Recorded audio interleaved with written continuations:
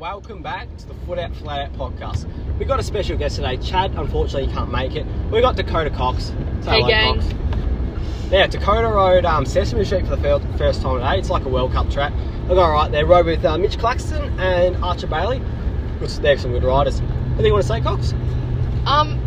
Sesame Street's good. It's really steep. I had a great day. It's good. Crash much? I crashed a couple of times, I'll but probably crash more. no injuries, so Which is it's good. Yeah, we're currently driving back, so might hear the car noise a little bit, but it doesn't matter. Anyway, you going to race this year, Cox? Yes, I am. I'm getting keen. Can't wait. Yep. Gonna try to do all the rounds this year. And extend Beauty. I mean, you've done Sesame Street, so Beauty will be a walk in the park. Like, Sesame Street's so gnarly compared to all that. Hopefully I will do Mount Beauty. Well, I'm actually going up there in the summer holidays anyways, so maybe I can ride the track beforehand. Yeah, that'd be good. Yeah. So,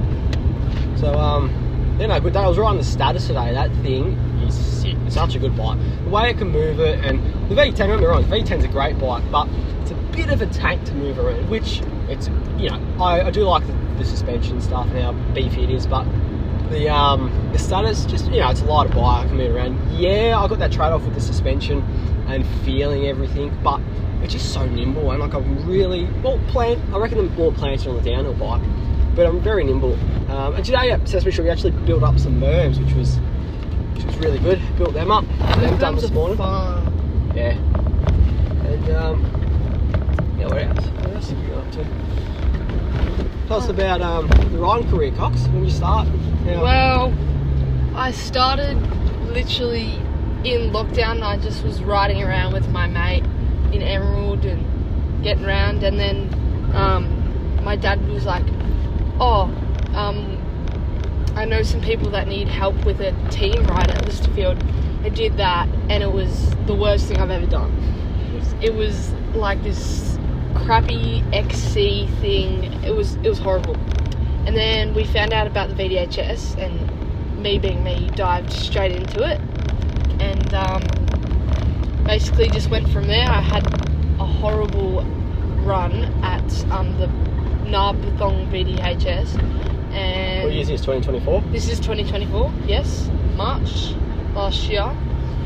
And then I found out about Fox Superflows, did a couple of them, met the Montgomery girls, great people. And then I did the Rookie Cup. That is so fun. Like, such a good community, people to ride with. It's a shame that they only do to under 17s though, eh? Yeah.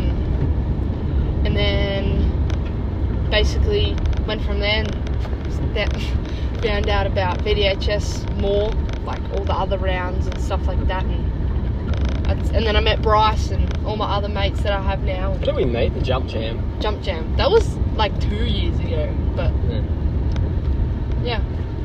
Emerald Jump Jam. So I haven't really been riding for that long. No, I just got thrown in the deep end. Oh, here's a $1,000 downhill bike. Go send it down Sesame Street, and that's how I started. Which I will say, I'm very confident at Sesame Street. Like, it's the only track I've I smashed my helmet to pieces. That kind of started my riding career. Like, that went viral. And what else I do? I crashed there, but once you have a big crash, you go, okay, that's not too bad. I'm alright. And I just go 120% down there. Yeah. Like, I'm beating Archer and Mitch down there, and they're struggling to keep up with me, which is pretty impressive, I will say. Like, yeah. Normally in Narbathong, another track, I'll struggle with keeping up with them. Those boys can ride bikes. Like, yeah. I just have a death wish. They're good. Young and, yeah, literally. I mean, it's easy to recover when you're at high school, but some people got to go to work and pay for things, and it's not really worth axing yourself. Yeah. But it is good fun. It breaks it up as well, because you get override dirt jumpers, pump tracks and dirt jumps, but also it's good riding a private track where you can build, ride, and just, no one's else going to go there that's not invited and whatnot, but it's good. What else? What else is there to talk about? Sponsorships? Ooh. Yeah. That's a topic. What's You're with Marita, aren't you? Yeah. Marita and all that. It's hard to get sponsorships at the moment because the money. We're talking to a few companies, and the money's just not there, and they've already got their team. It's very. It's hard to get them. Like I got 21k followers, and you think back, you know, a few years ago, like 2023, you get dropped, you get put on a team, and it's so easy. Like now it's harder because the money's not there. Everyone's feeling the pinch, and but it is hard, and it's a lot of competition out there. Like I'm lucky I've got this slopestyle and freeride kind of background where I'm very confident on a dirt jumper, and I ride to a level where there's not many people that ride at that level like me, so it's easier to get sponsors to a certain degree. I'm lucky I've got the brand support sponsors I do. Yeah. But it's hard, and then also keeping them happy and stuff like.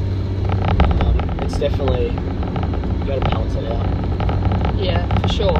Like obviously my local bike shop, they're great people. They're always helping me out with things I need. And I'm my own local bike shop. They are the reason, obviously, that I'm riding for Merida, and they say that we don't sponsor people, but they told me that I'm riding for them and stuff like that, and that's where all my sponsorship comes from. So they're working on things with Liat for me, and I guess it's a lot of the time it's the connections you have. It's not what you know, it's who you know, and that's definitely a thing. Like, I'm lucky I'm good mates with Ari McCullough, and I'm actually able to go and ride and build and do all this and drives. Like it's also, if you're a friendly bloke and you get along with people, like with me, I'm not the greatest rider. I'm not the greatest racer. Like I still do alright, get podiums, but I'm no World Cup racer like Mitch and all that. But I'm very new to this racing side of things. But being friendly and getting along and having a chat really goes a long way. Networking, but there's no point being a snobby, closed off person. You just close off your opportunities and stuff. And it's not a good thing, but yeah. It's also very hard getting getting noticed is the hard thing. Like you got to post, but it's also a fun thing doing that grind, posting, editing videos, trying to get seen, and really pushing your riding. Which that's how I kind of got my following, just by posting. It's hard, but especially when you start, where you got 500 followers. Well, I've actually recently seen a little bit of it go up in my following. Is that because of me and Cody? Probably. But no, it's hard getting noticed, and once you show your face at a few races, and people start to know you. But I feel like people know you from your bike. Like people know. Well, when I went to Ball, no one knew who I was. I saw the status, like, oh, I've seen it on TikTok and stuff. Like that's why the status is such a. It's Ari's old race bike as well, which I podiumed a lot, and then I bought that when he went to Rocky Mountain, and it's a very. How would I describe it?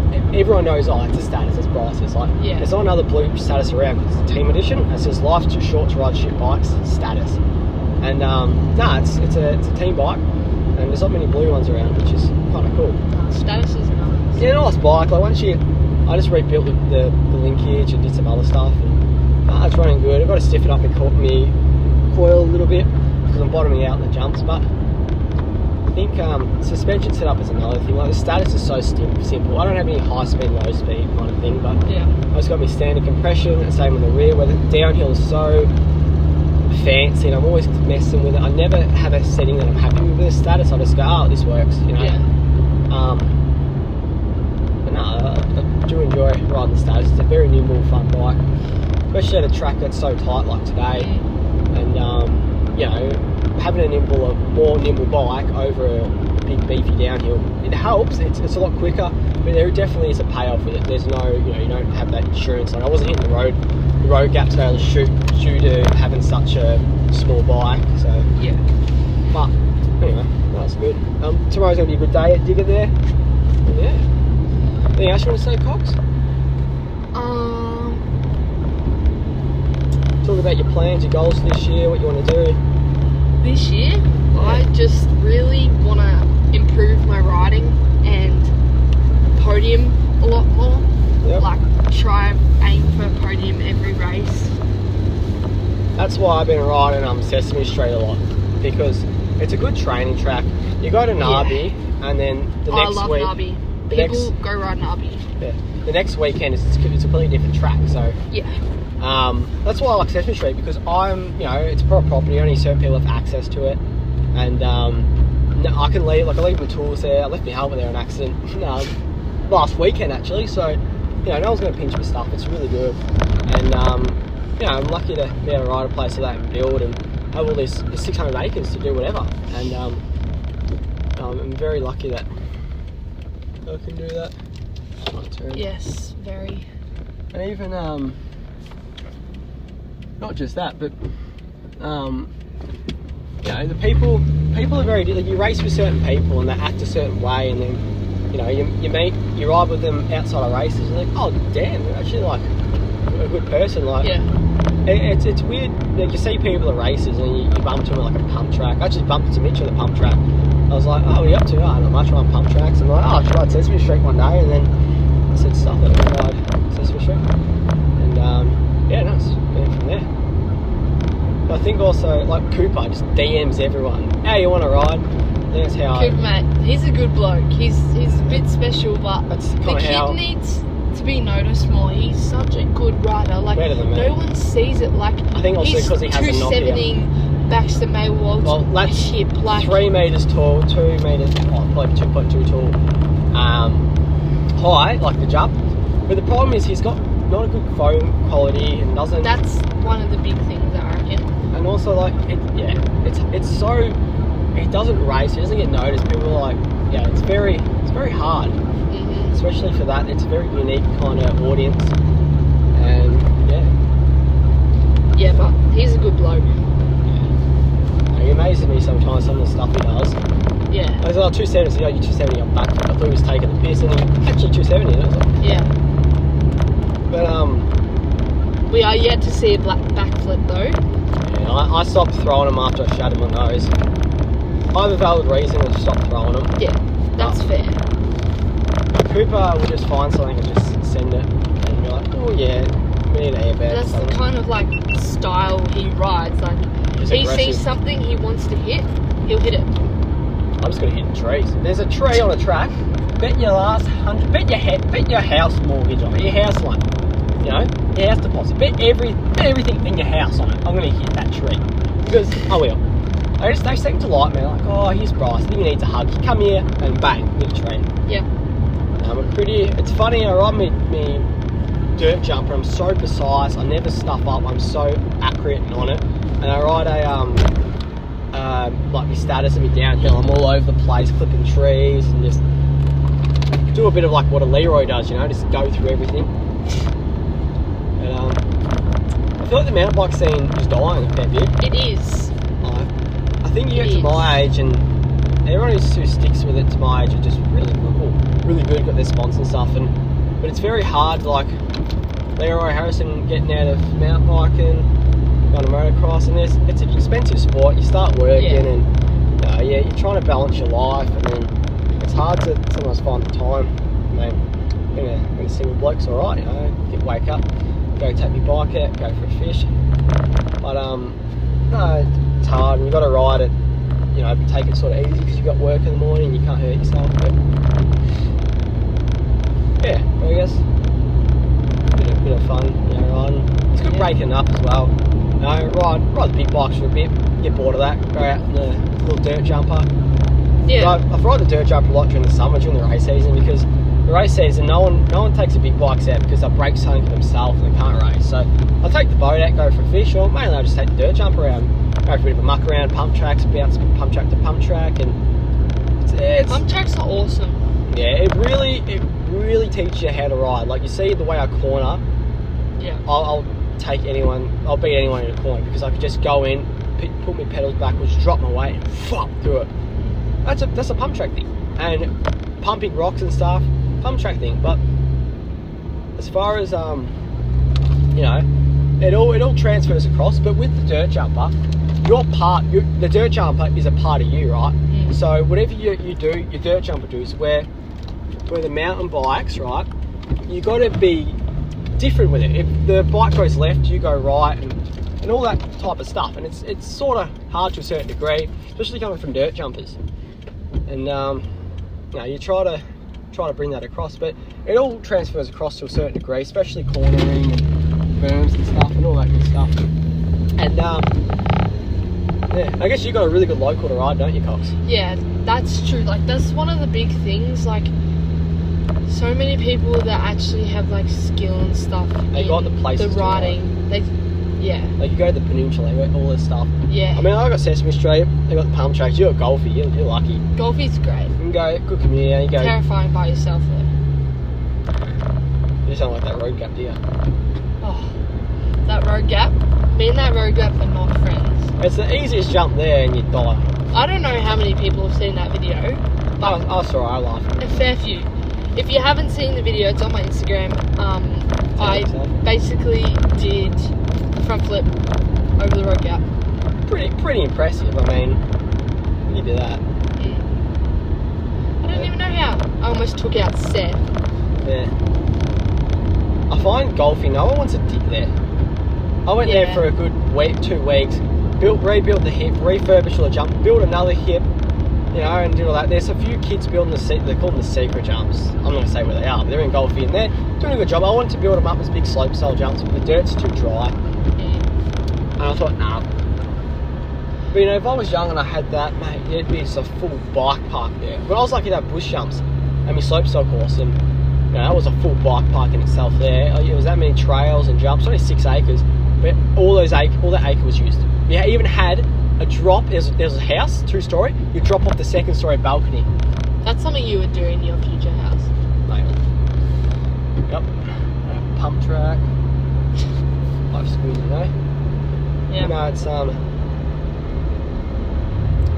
Back in the day, I wanted a half pipe in my backyard. I hate half pipes. Too small in your backyard. Yeah, well, I used to skate, so. Yeah, I did skateboarding for a bit and split my chin open. Like, the only thing we could do was drop it on the big quarters, and that was it. It was sketchy. I broke my arm 3 times skateboarding. I can't speak. I thought it was time to give it up. Fair enough. Like, I guess the thing with bikes, it's so like, yeah. When are you gonna get yourself a downhill bike? Oh, one day, mate. I don't have a job. Simon Santa Cruz. Just need to hit the chute and the road gap, and follow me down and be as quick as me, and you'll be signed with commencement within 2 hours. Reckon? Guarantee it. I wouldn't mind riding for them. I mean, it's a bit easier, you know, as a chick in the mountain bike industry to get sponsors than it is for me and Cooper. Not being sexist in any way, it just is because there's not as many of you, I guess, and you know, everyone wants to support the mountain bike chicks, and which is fair enough. There's not many, and it's a bit harder. Like, not being sexist in any way, like but yeah, it's good that they really support them. That's the thing. Like, I get when the boys say like, oh, I hate the fact that I can't get sponsors as easy as like the girls, which is fair enough, because if you go to a race event, you will see 100 boys and 5 girls. Pretty much. Like, you feel a bit out of place. Like, VHS, like for me, I just chat to everyone. Like, I can't even go through the race. It takes me like an hour to get through the village, so I'm just chatting to everyone. Yeah. Like, and like, I'm more than happy to have a good chat, and like, you know, drop in the morning and then just chill in the race village for the rest of the day, chatting to everyone. And that's good. No, it would be a bit overwhelming. Like, just dudes everywhere, and then the chicks. It is a little bit, yeah. Like, it'd be a bit hard. Yeah. Oh well. It's definitely different. Mountain biking's a different world to what it was pre-COVID. Yeah, like that's like for the sure. VDHS, everyone was like one big family. Everyone just got along. Oh, I'm not saying not everyone gets. Most people, 98% of VDHS all get along. Yeah. I get along with everyone. Of course you do. You talk to everyone. Yeah. Get along with everyone's parents actually. Anytime I go somewhere with Bryce, we end up talking to someone for half an hour. Yeah, because people. Well, you went to your overlay cycles. Everyone was just there having a chat. I'm like, I just want to. And also it was that busy. I was like, oh, I just want to get me bearings, get me pumped, and get out. But I'll be cooked. Anyway. Oh well. At least you know, you're just gonna stick with it. If you trust your bike, and you trust the process, you'll do good. And it's also like, I don't drink, I don't smoke. My life as a single man is hit the gym, get home from work, and then weekends is always the bikes, and then if I've got time after work, I go field at Sesame Street, and then hit the gym, do all that. Like, just, yeah, I got all this time to do what I want now. Yeah. It's kind of got it for free. I mean, you look at some of the other mates that are in relationships, you just ride bikes, they're good riders, which is fair enough. They're on a different path now, and that's fair. They don't spend the time with their girlfriends and stuff. But I just like doing what I'm doing. I just do anything. That's right. Focus on anything. All you need in life is mates, bikes, A few blokes, fire, a dam or a lake or some sort of water that has fish in it, and a bike, yeah, and you cook up your good food on the fire. That's good. Yeah. I mean, once a year, me and all my mates, for Lockie's birthday, we all get together, get some shit boxes and torture chest them, jump them. Yeah, we abuse them. And it's the one time all the boys just go silent isn't and a good word. just get along. We're not that many of the boys don't get along. It's all friendly banter and, you know, you take the piss out of one another, but it generally is the one time we just don't argue and get along. Like, yeah, let's blow some stuff up, let's, you know.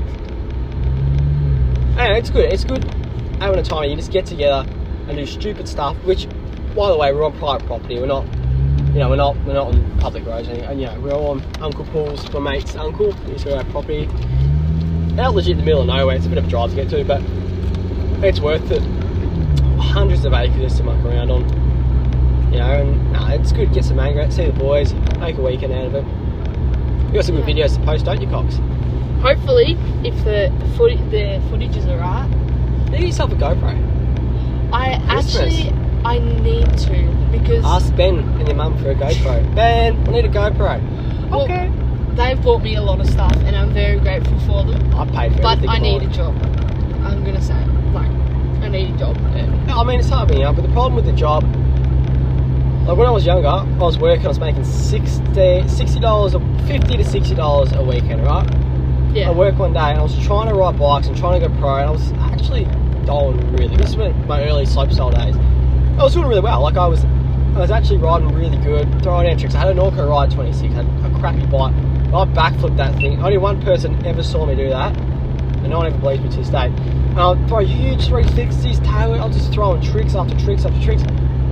I thought, you know what? I'm making $60 a weekend, right? So I'm like, I don't want to know how much it's on an hour. And I was like, okay, so I'm making no money and I'm trying to follow my dream, trying to get sponsored. I kind of look back now to a certain degree and I kind of laugh, like, you know, certain people that aren't around and stuff. And I remember all my old mates I used to ride with them. You know, some of them I still get along with really well, still mates, just good blokes. There's their four drives and some are just wankers, get pissed on the weekend, do nothing. I'll laugh because I used to not be on a diet, but I used to try, you know, I used to hit the gym during COVID, like at home. I used to lift weights, I used to eat a lot of, you know, I tried to dirty bulk. I used to be a skinny little thing. And they used to give me shit, and like, oh, you're training, are you? I laugh, and I look back now and I laugh and I go, wow, I stuck to it, and look what I've done now. And I just look, that's right. I just don't get how people are so content with being a loser and just doing nothing, going to the pub on the weekend, doing a line, drinking. Just, how is that fun? How, like, I don't get it. You know, I'm just laying in my bed, editing videos from the weekend, cleaning my bikes, and ready to ride tomorrow. That's right. And there's more to life than just sitting around doing nothing. Like, if I ever sit around, just shoot me. No, I just got to do stuff. And that's the reason why I'm successful in the bike scene and got the following I do, because I post, I ride, I just commit to it. And if you commit to it and stick to it for long enough, it's going to pay off. Guaranteed. Like, yeah. You know, even you today riding, from your first lap to your last lap, big improvement. Yeah. But it's hard, and it's trying to get seen as well is a very difficult thing. It is, like, but once you're seen, once you get traction, yeah. like for me, like I'm getting 250,000 views a month on Instagram. I don't know what it is on TikTok, probably sort of similar, probably like 120,000 or something. I don't really post on TikTok.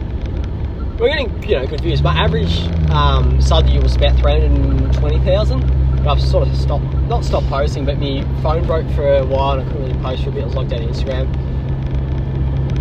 So yeah, but even now, you know, my views are up to 250k, and that's just, you know, in my sleep with getting those views. Yeah. And it's getting me followers. And once you get that sort of traction, it just keeps snowballing down and you get bigger and bigger and bigger. I know, That's right. I know Like, at some once you point, start, it's just going to get bigger. and bigger. I kind of laugh back now and like all the nights that I sit in my bed like getting tired for work, editing videos. So how I did it on TikTok, I post a writing video in the morning, building video at lunchtime, and at night time, like 6 o'clock, I post a video on my bike with a quote on it or like a piss take thing on my bike. And it attracted 3 types of audiences, right, that all followed me, all watched for one thing. And once I found that audience base, it just grew. You know, I was 16, I think I was on 18, and then I actually got shadow banned, long story, on TikTok. And my cousin Luke Donkin, he got banned in general from TikTok. And he had millions on TikTok. Yeah.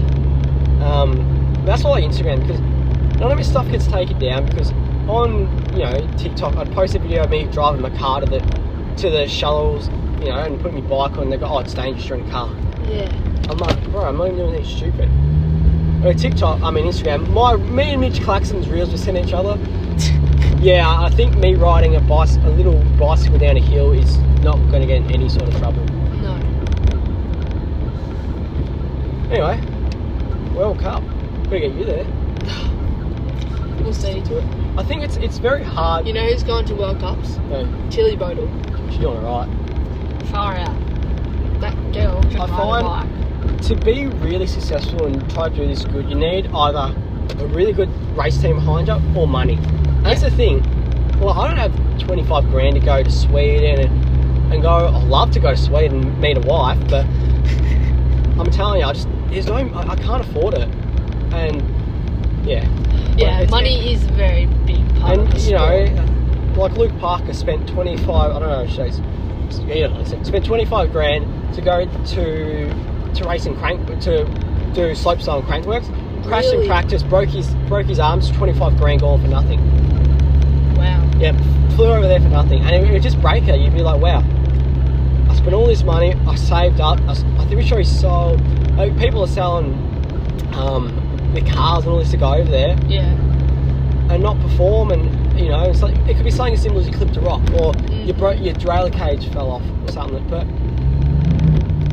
you know, it's sort of devastating. It makes sure it breaks you. Like, and around here, you know, some people from around here that are over at the World Cup, so I won't mention names, we're not trying to talk down them or anything, but they're very good around here. But you're riding against the best in the world. Even Mitch said he's a great rider, but he goes to the World Cups, he goes hardly qualify.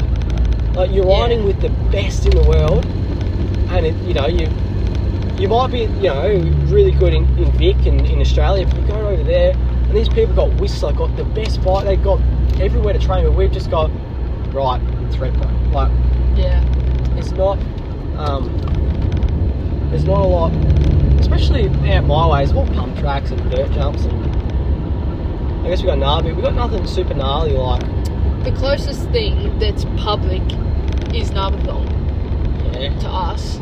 Where we race. It's not a gnarly track, Narberthon. It's more of a fire road than anything. It's still Is so good. Still a great track. I'm not dissing anyway. I love Narberthon. It's probably the second favourite track. First is Cecil Street, then that. Great track. You can make it as easy as you want. I used to run a dirt jumper down there, but you can make it super easy. You can just cruise down really slow. You can just gun it. Like me and John, with DP Factory Racing, we fly down there, try and use that brakes as least as possible, and we get down in a solid 5 minutes, possibly a bit under. And it's a good effort. Like, most people are down in like 6 something. Archer Bailey got down to 4:58, I think. I remember him going, damn, he done good. Yeah, that's good. And he just doesn't use his brakes. But yeah, it's a good track. But the private tracks is where you want to go. Yeah. But the only issue is if someone hurts themselves, it's hard. Like, I'm not going to sue Ari and that. I'm good mates with him, and I help build the track. And I shut him in nose in my mate's place. I'm not going to sue him. Like, shit happens. But you never know. Someone. A mate invites a mate, and he crashes, and like, it's hard, and that's why Sesame Street's sort of been real secret on the low. And but at the end of the day, you're the one that chose to ride it. Yeah, that's what I don't get, and that's why Sesame Street we keep to a minimum and be careful. But I know it should be. You chose to ride it, you crash, it's your fault. No, you can play on your bike if you want, if you're really that damn bad. Yeah. But at the end of the day, I feel like you put someone like Jackson Goldstone on my old V10, he's going to beat us all. It really comes down to you as a rider, you as a, we're talking about how good of a, people getting a bot makes a difference. To a certain degree, I will agree. But not that much. I'm still as quick, on my status as I am on my V10. Yeah. I'm still as quick on my my V3 downhill Supreme. I'm still as quick as, even though it's got 26s, I'm still as quick as what I am on the V10. It really comes down to the rider and how much you can push and give it. Yeah. And I think general fitness comes into play a lot. Like, you're riding Arbathon, such a big track, and you're unfit. You look at me, mate James, you babes. No, I hate James. But you look at him at ball boy, he struggles to breathe because of the altitude and stuff. And yeah, I think it's a good. I think the VDHS is such a good scene now. We're lucky we have such a good commune and people that really put it on and that just care. Like, there's other communes, we won't mention names, that are not very great. But we're lucky to have a VDHS and all these sort of Vita rounds as well. But look up New South Wales and all up there, they don't have tracks.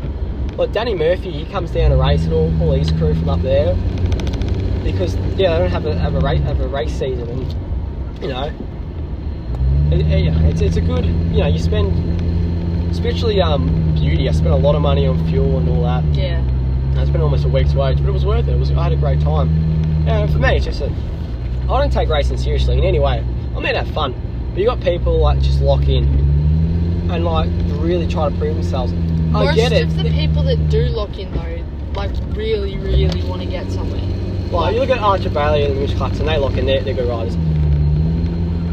But like even talking about 15-year-olds that it's hard nowadays. You get so much to prove, Yeah. And against all these other people and how and I think it's to a certain degree you can, everyone can film nowadays, so you can set something gnarly and film it, people go, oh wow. Back when I was younger, we had phones. We had the iPhone 5 SC or something, but we never, we didn't have Spotify. We just went riding, never bought a phone, be back in the dark, And some of the stuff I used to send, I wish I'd have filmed it. Like, even I had some old stuff on my Instagram of me riding some like really steep stuff on my dirt jumper, and I deleted it, but I wish I'd have archived it because I would have posted it. It was so sick. But all these kids just try to prove themselves and hurt themselves in the process. Yeah. Like, I understand the pressure. You've got sponsors here, everyone's watching, everyone's expecting you to perform, and it's also hard when you don't perform. Like, I'm hard on myself in the dirt jump. I've always been. That's why I perform really well. I can throw it out, and I'm so good at it. When we're down, I'm here to have fun. I've never had coaching in general, but like I just ride. No one's ever sort of taught me. I've had a brief lesson with Johnny to show me some stuff. But no one's ever like, okay, you ride this, you do this with your legs. Yeah, I would have figured it out and hope for the best.